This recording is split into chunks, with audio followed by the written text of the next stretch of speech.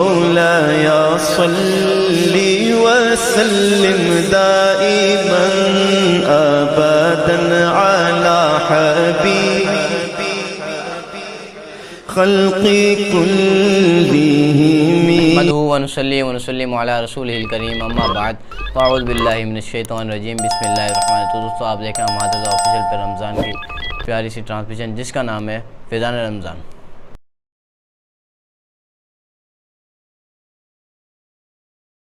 تو دوستو ابھی ہمارے ساتھ ہیں رئیس قادری، ہمارے بہت ہی پیارے گیسٹ۔ ہم ان سے حمد باری تعالیٰ بھی سنیں گے، نعت رسول مقبول بھی سنیں گے اور منقبت بھی سنیں گے۔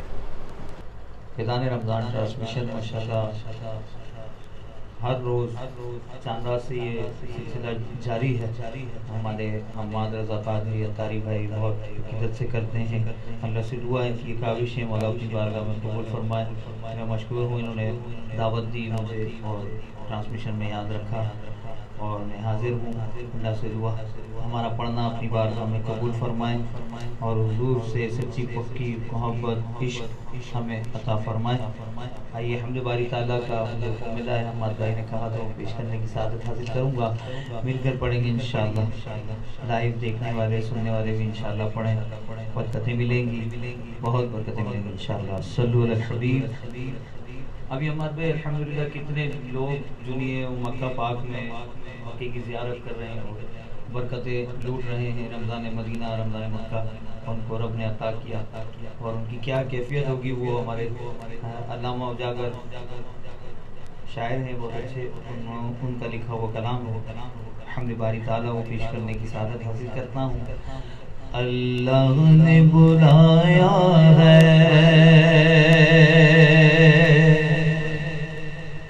میں اللہ کے گھر میں ہوں، کعبے کا نظارہ ہے اللہ کے گھر میں ہوں، اللہ نے بلایا ہے اللہ کے گھر میں ہوں، کیا خوب نظارہ ہے اللہ کے گھر میں ہو۔ دربار وہ کیسا ہے پیشانی سے پگلے دل، دربار وہ کیسا ہے پیشانی سے پگلے دل، سجدے میں جھکایا ہے اللہ کے گھر میں ہو، سجدے میں جھکایا ہے اللہ کے گھر میں ہو۔ مہمان خدا کے ہیں اب فکر نہیں کوئی، جو بھی مدینے پاک جاتا ہے مکے پاک جاتا ہے، ہم نے ان سے سنا اور انہوں نے یہی کہا کہ بھائی الحمدللہ وہاں صرف سوچو اور سوچ کے مطابق چیز سامنے حاضر ہوتی ہے۔ کتنی کرم ہے،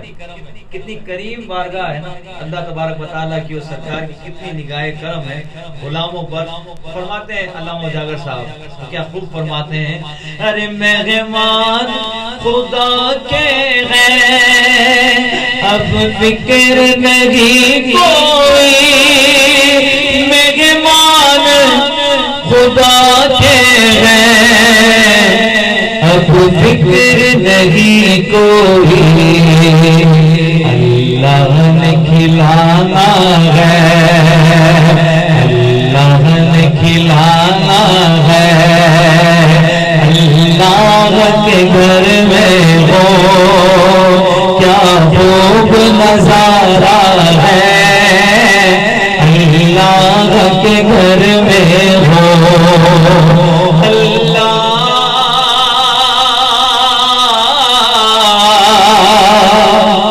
اللہ کرم کرنا ہر سال بلا لینا، اللہ کرم کرنا اب حج پہ بلا لینا،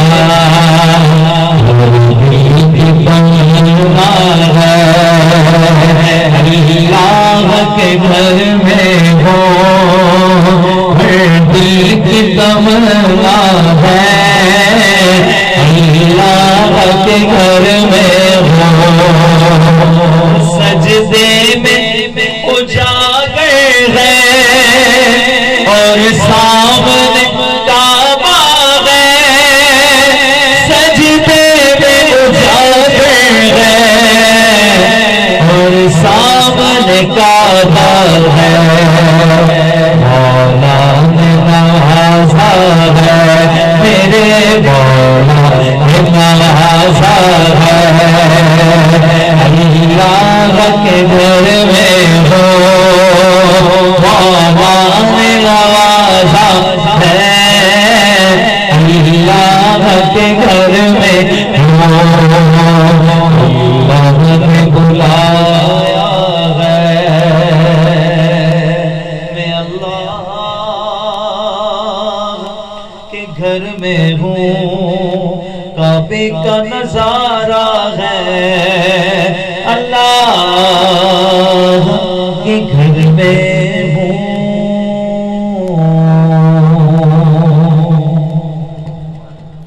یہی ہوتا ہے جب بھی محفلوں میں بھی کہیں جانا ہوتا ہے تو کلام اعلیٰ حضرت پیش کرنے کی سعادت ملتی ہے، تو میں کلام اعلیٰ حضرت پیش کرنے کی سعادت حاصل کروں گا۔ سامعین کی نظر اور سماعتوں کی نظر اللہ کرم فرمائے، ہمیں مسلک اعلیٰ حضرت سے وفاداری عطا فرمائے اور اخلاص کے ساتھ اعلیٰ حضرت کے دامن سے وابستگی عطا فرمائے، اور اسے محشر میں اٹھیں تو اعلیٰ حضرت کے قدموں سے لگے ہوئے، انہی کی دامن سے لگے ہوئے اٹھیں، اور ہمارا خاتمہ بھی ایمان پر ہو، اللہ کرم فرمائے۔ فرماتے ہیں امام، مجدہ باد آسیوں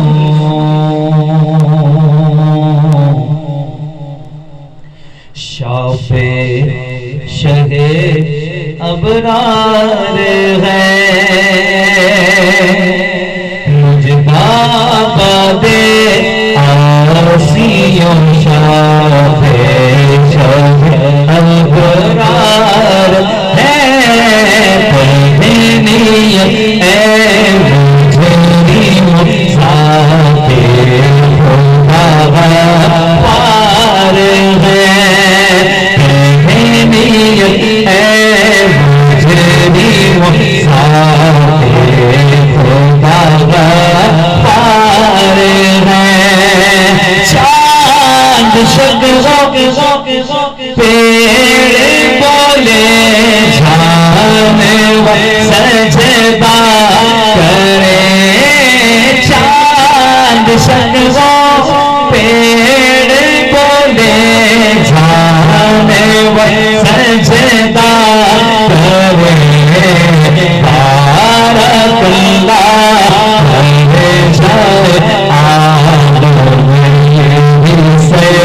سرکار ہے، بارک اللہ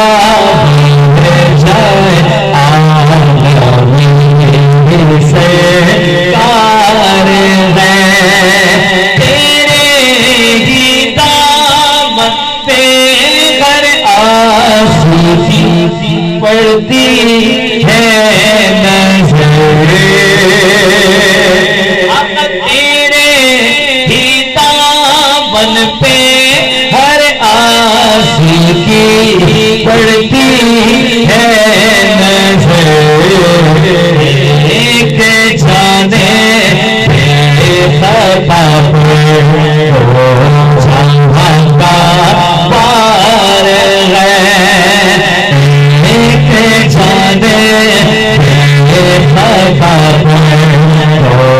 جہاں کا پار ہے، جن کو سوئے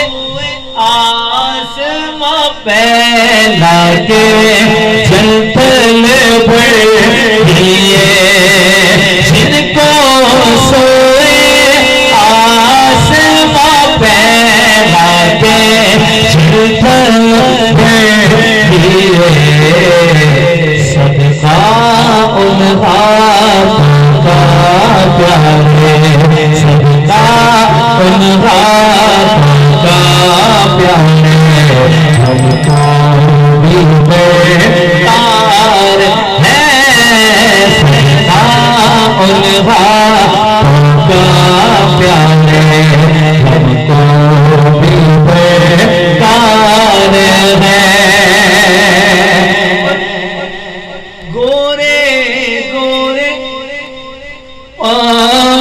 چمکا دو خدا کے واسطے گورے گورے پاؤں چمکا دو خدا کے واسطے نور کا دھڑکا ہو پیارے نور کا دھڑکا ہو پیارے سردار ہے نور کا دھڑکا ہو پیارے سردار ہے گونج گونجتے ہیں نغمات غزہ سے گوستا گونج گونجتے ہیں نغمات غزہ سے گوستا اس پھول کی وہاں میں نکار ہے آباد آسیوں شاپے شہ ابرار ہے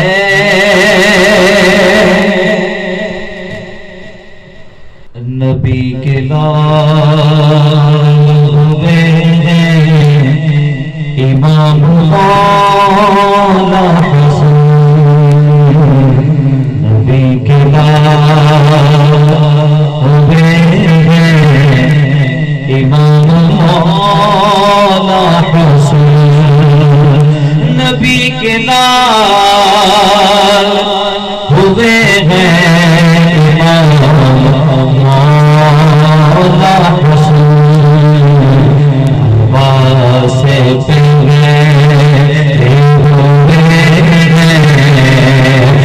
امام مولا حسن جگر کٹا اجاگر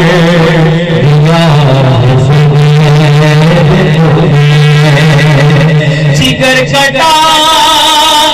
اجاگر دیا زہر انہیں شہید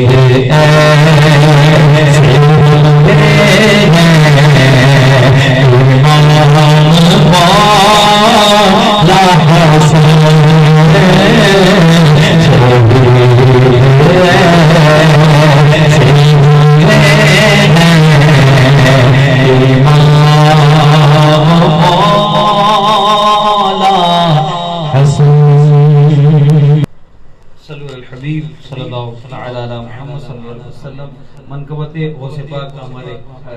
حماد رضا بھائی نے حکم دیا ہے تو پیش کرنے کی سعادت حاصل کرتے ہیں ہماری ہے دعا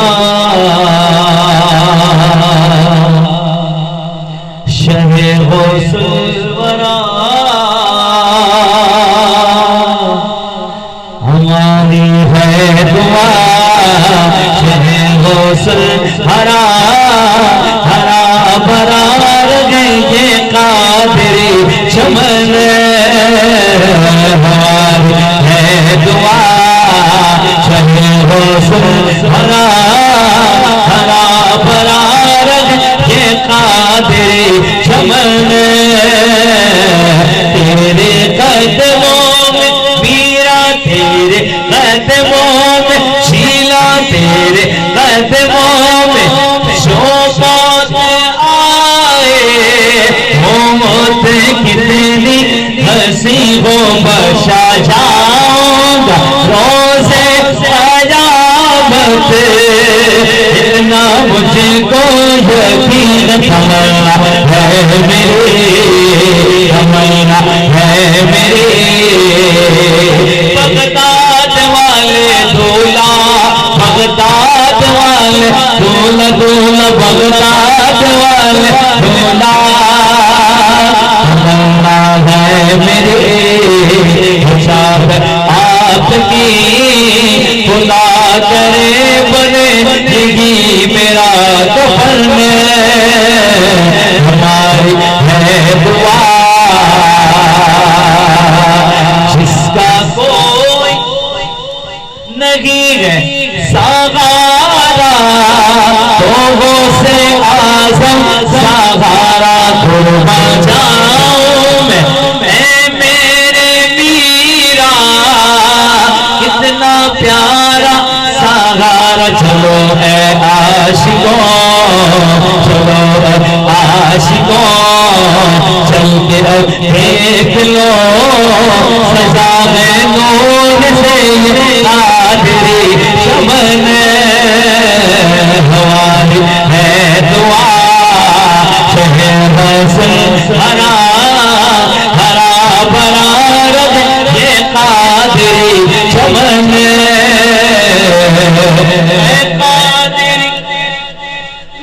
قادری میں قادری ہوں شکر رب نبیر کا دامن ہے میرے ہاتھ میں پیران پیر کا دامن ہے میرے ہاتھ میں پیران پیر کا ہماری ہے دعا ہماری ہے دعا شہر حسن ذرا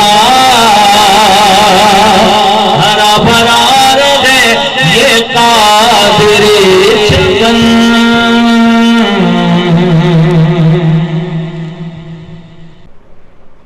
تو دوستو اگلی ایک دو ایپیسوڈ کے بعد ہمارا ایک خوبصورت سا سیگمنٹ اسٹارٹ ہو رہا ہے جس کا نام ہے ہمارے سوالات اور آپ کے جواب. اس میں آپ بہت ہی خوبصورت سے مقابلے دیکھ سکیں گے, تو یہ دیکھنا نہ بھولیے اور ہمارے چینل کو سبسکرائب کریں اور بیل آئیکن کو دبانا بالکل نہ بھولیں.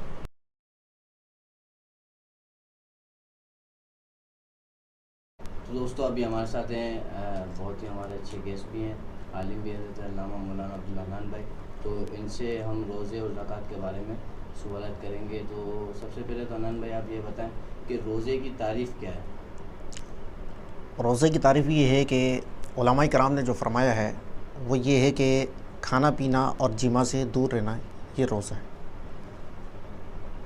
مطلب کوئی دوسری جگہ پہ سنا ہے میں خالی کھانا پینا ہی روزہ نہیں ہے, بلکہ زبان کا بھی, آنکھوں کا بھی, کانوں کا بھی, ہاتھوں کا بھی, اس کا بھی روزہ ہوتا ہے. جی ایسا ہی ہے. خالی کھانے پینے اور جماع سے پاک رہنے سے ہی خالی روزہ نہیں ہوتا, بلکہ جسم کے ہر عضو کا جو ہے وہ روزہ ہوتا ہے. مثال کے طور پہ آپ آنکھ ہے, آنکھ کو بد نگاہی سے دیکھنا, یہ اس سے اگرچہ روزہ تو نہیں ٹوٹتا لیکن اس کی جو نورانیت ہے وہ ختم ہو جاتی ہے. اسی طرح سے ہاتھ ہے, ہاتھ سے اگر کوئی غلط فعل کرتا ہے تو اس سے بھی روزے پہ جو روحانیت ہوتی ہے وہ ختم ہو جاتی ہے. اسی طرح سے زبان ہے, اب زبان سے ہم جھوٹ بولتے ہیں, غیبت کرتے ہیں, گالی گلوچ کرتے ہیں, تو اس سے روزہ نہیں ٹوٹا لیکن اس سے روحانیت جو ختم ہو جاتی ہے, اس کی برکات جو ہے وہ ختم ہو جاتی ہے. اچھا, پھر کن چیزوں سے روزہ ٹوٹتا ہے اور کن چیزوں سے نہیں ٹوٹتا؟ روزے کی بیسک چیز جو میں نے آپ کو بتائی ہے وہ ہے کھانا پینا اور جماع. یعنی کوئی بھی چیز ہے اگر آپ نے کھائی ہے, جان بوجھ کے کھائی ہے, تو اس سے آپ کا روزہ ٹوٹ جائے گا. اچھا, بعض صورتوں میں ایسا ہوتا ہے کہ روزہ اگر ہم کوئی چیز کھا رہے ہیں تو اس کھانے کی وجہ سے کفارہ بھی لازم آ جاتا ہے. مثال کے طور پہ کوئی چیز ہم جان بوجھ کے کھا رہے ہیں تو اس سے جو ہے کفارہ لازم آ جاتا ہے. یا اگر کسی نے جان بوجھ کر اپنی بیوی سے صحبت کر لی تو اس سے بھی جو ہے وہ کفارہ لازم آ جاتا ہے. تو جیسے کہ یہ ہوتا ہے کہ مطلب کوئی کھانا کھا رہا ہے اور دوسرا بندہ دیکھ رہا ہے, تو اس کا کیا حکم, مطلب اس کو بتائے یا نہ بتائے, کیا؟ اگر کوئی بندہ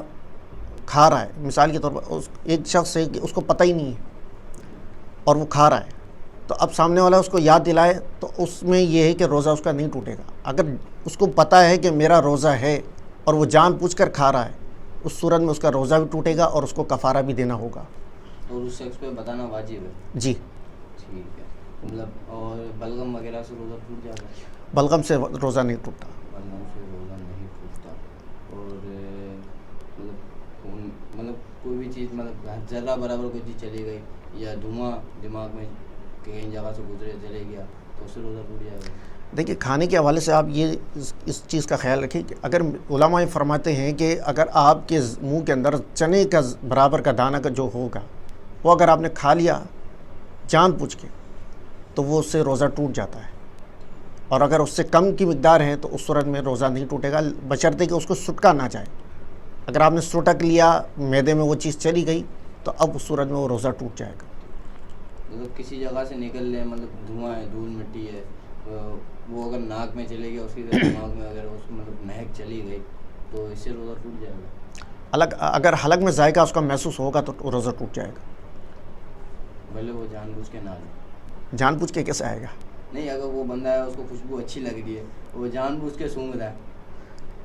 میں وہی عرض کر رہا ہوں کہ جان بوجھ کے، مثال کے طور پہ ایک شخص جا رہا ہے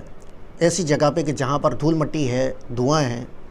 اب اگر وہ جان بوجھ کے اس کو سونگھنے کی کوشش کرے گا تو ظاہر سی بات ہے اس کی جو مہک آئے گی، اور مہک سے مطلب یہ کہ وہ اس کی جو ذائقہ ہے وہ حلق میں جائے گا تو ظاہر اس میں تو روزہ ٹوٹ جائے گا، کیونکہ وہ جان بوجھ کے وہ فعل کر رہا ہے۔ اگر جان بوجھ کے نہ کرے تو اس صورت میں نہیں ٹوٹے گا۔ بھلے الگ میں جائے گا۔ جی ٹھیک ہے، تو ہم زکوٰۃ کی طرف آتے ہیں کہ مطلب زکوٰۃ کیا ہے، مطلب اس کے لغوی اور اصطلاحی معنی ہے، کس پہ زکوٰۃ فرض ہوگی، کس پہ نہیں ہوگی۔ زکوٰۃ کے حوالے سے اللہ رب العزت نے بے شمار مقامات پر قرآن مجید میں ارشاد فرمایا، جیسے کہ سورہ بقرہ میں ابتدائی آیات میں اللہ رب العزت نے فرمایا الذین یؤمنون بالغیب ویقیمون الصلاۃ ومما رزقناہم ینفقون۔ اللہ تعالیٰ نے مومنین کی جو نشانی اس میں بیان فرمائی ہے، ابتدا میں فرمایا مومن وہ ہے۔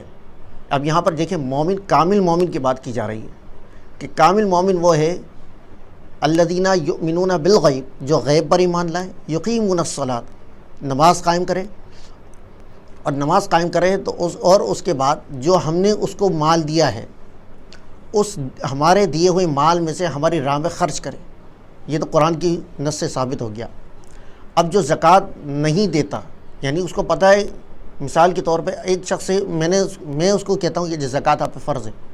اب اگر وہ شخص اس چیز کا انکار کرتا ہے تو وہ کافر ہو جائے گا، کیونکہ وہ اللہ تعالیٰ کے فرمان کو ٹھکرا رہا ہے۔ تو زکوٰۃ کس پہ فرض ہے اور کس پہ نہیں فرض؟ زکوٰۃ کے فرض ہونے کے لیے یہ ہے کہ دیکھیں ہاشمی، سید، ان لوگوں پر زکوٰۃ فرض نہیں ہے، یعنی کہ جو زکوٰۃ لے نہیں سکتے یا فرض نہیں؟ نہ لے سکتے ہیں نہ دے سکتے۔ اچھا جی، یعنی سادات جو ہیں وہ زکوٰۃ نہ لے سکتے ہیں نہ دے سکتے، ان پہ فرض ہی نہیں ہے۔ مطلب وہ صاحب نصاب۔ جی ٹھیک ہے، مطلب صاحب نصاب ہونے کے لیے کیا کیا چیز ضروری ہے؟ صاحب نصاب کے لیے غیر سید کا ہونا ضروری ہے، ہاشمی نہ ہو، اور اب جیسے کہ پہلے کے دور میں ایسا ہوا کرتا تھا کہ غلام ہوا کرتے تھے، غلام کی خرید و فروخت ہوا کرتی تھی، تو اب چونکہ غلام نہیں ہے تو لہٰذا فقہاء کرام نے یہ بھی فرمایا کہ غلام اگر ہے کسی شخص کا تو اس پر بھی زکوٰۃ نہیں ہے۔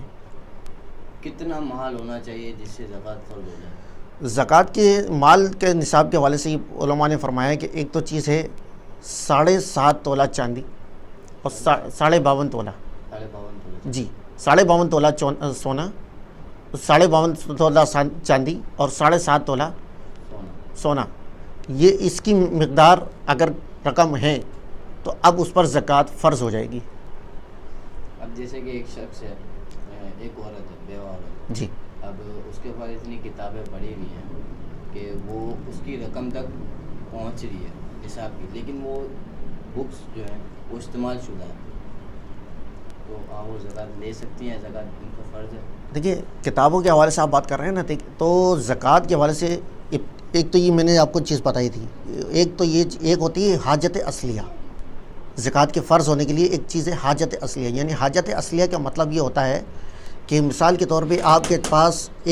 دو گھر ہیں، ایک گھر آپ کی رہائش کے لیے ہے اور ایک وہ گھر ہے کہ جس میں آپ کرائے پہ دیا ہوا جیسے، اور اس سے آپ کی انکم آ رہی ہے، تو وہ جو انکم آ رہی ہے وہ جو آپ نے کرائے پہ دیا ہے، تو اب وہ جو مکان آپ نے کرائے پہ دیا ہوا ہے وہ حاجت اصلیہ سے ہے میں شمار ہوگا، ٹھیک ہے؟ تو اس طرح سے یہ میں نے ایک آسان انداز میں آپ کو حاجت اصلیہ کی ایک ڈیفینیشن بتائی ہے۔ تو چونکہ کتابیں جو ہوتی ہیں اب وہ دیکھا جائے گا کہ وہ کتابیں اس کی ضرورت کی چیز ہے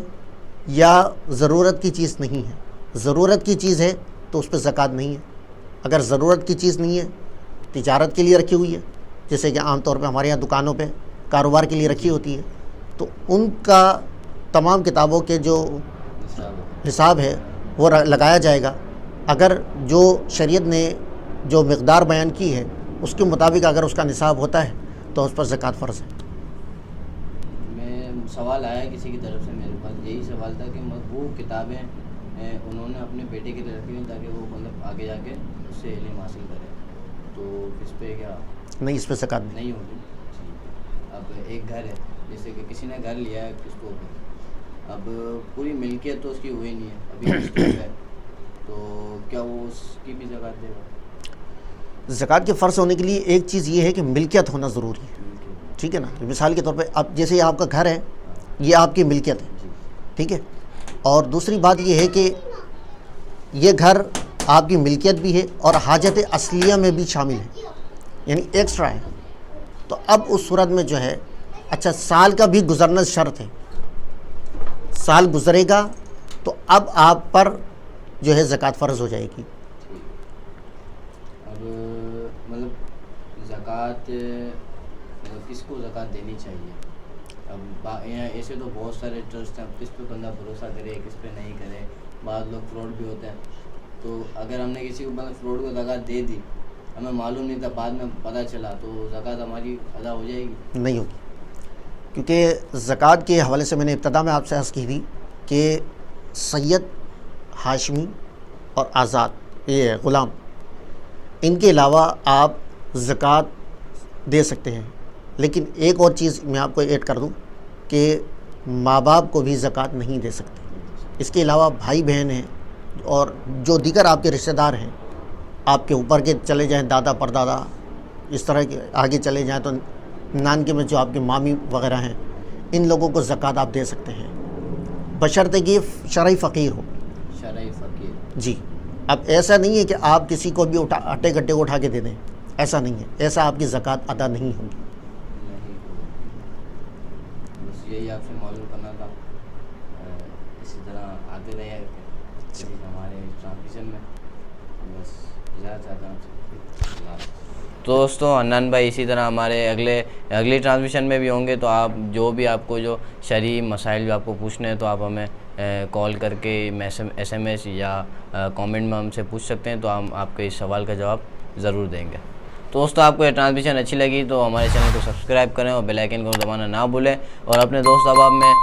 اس کو شیئر کریں، اور اگر آپ کو اچھی لگی تو کمنٹ میں آ کے ہمیں اپنی رائے کا اظہار کریں۔ تو اسی طرح کل ملیں گے، اجازت چاہتے ہیں آپ سے اگلے ایپیسوڈ میں، تو جب تک کے لیے اللہ حافظ، تو دیکھنا نہ بھولیے فیضان رمضان۔ مولاي صل وسلم دائما أبدا على حبيب خلق كلهم